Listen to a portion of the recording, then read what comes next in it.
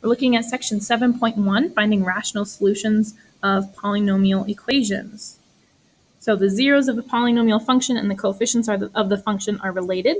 So if we consider that polynomial function given, we want to identify the zeros. So again, to do that, what we need to do is set each piece equal to 0 to find the values of x where the function will be equal to 0. So x plus 2 equals 0 gives us the next value of -2, and then +1 and -3. So we want to multiply the factors to write the function in standard form. Standard form, again, goes highest power to lowest power. So first we want to use FOIL on the first two terms here.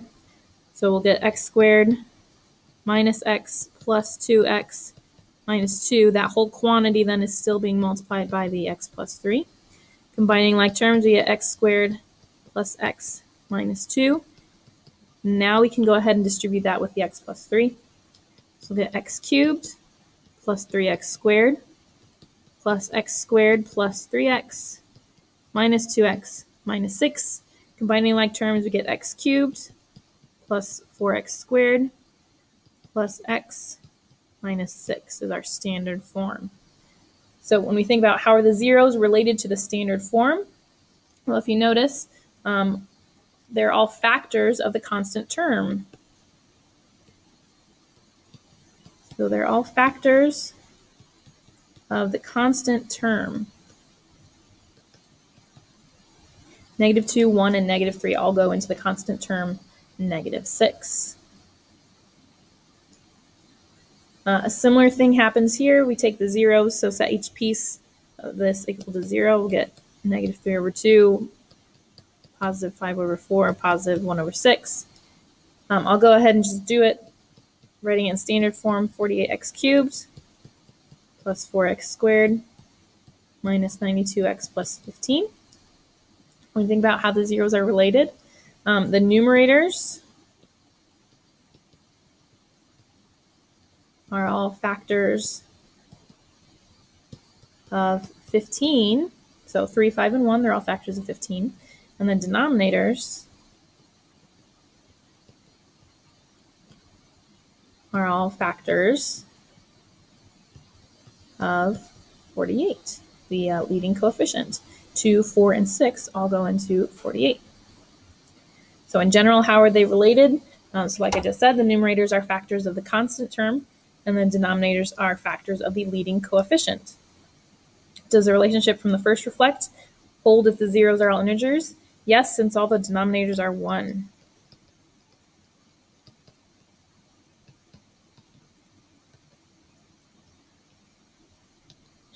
So if you use zeros, you can write the factored form as follows instead of with coefficients in front of the x's as integers. So what's the relationship? If a 0 is in the form -b/a, we can rewrite it. So if we have a 0 as a fraction, we can rewrite it something like this. We're going to be mostly focusing on integers, though. So we won't be working with this very often.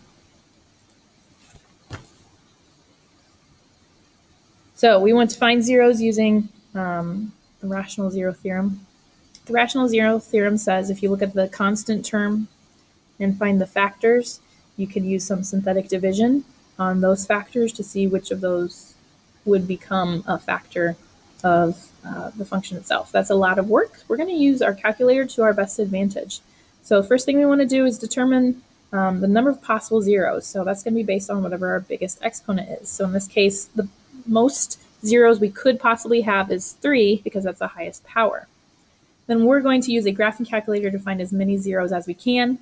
Use synthetic division then to find any remaining zeros. So we're going to use our calculator here to plot this function, see if we can figure out the zeros. So let's turn it on. So our function is x cubed, x to the third, plus 2x squared minus 19x minus 20 we plot the graph, we can see what it looks like. First thing we want to do is, if we're looking for the zeros, if you do second graph, open up a table, we're looking for where the y values are 0. So you can base these easily off the graph to see where they are. To tell you how far left or right you'll need to move. But here we've got one at -5, we've got one at -1, and then we have another one at 4. So those are going to be our factors at -5, -1, and 4. So writing it as a function in factor form, you'd get x plus 5 times x plus 1 times x minus 4. Okay, we're going to do a similar thing here. First, we have to figure out how many possible zeros we could have. It's our highest exponent value, which in this case is 4. Now we'll graph it. So this time we have x to the 4th minus 4x cubed minus 7x squared plus 22x plus 24. Let's see what our graph looks like.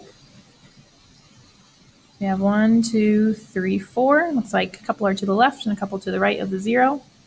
We open up our table.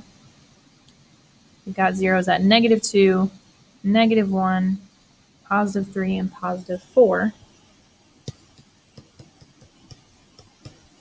So writing this as a function in factor form, we have x plus 2, x plus 1, x minus 3, and x minus 4. So how would we, using synthetic division on a 4th degree polynomial, to find zeros different? Well, you might have to do it again on the 3rd degree polynomial.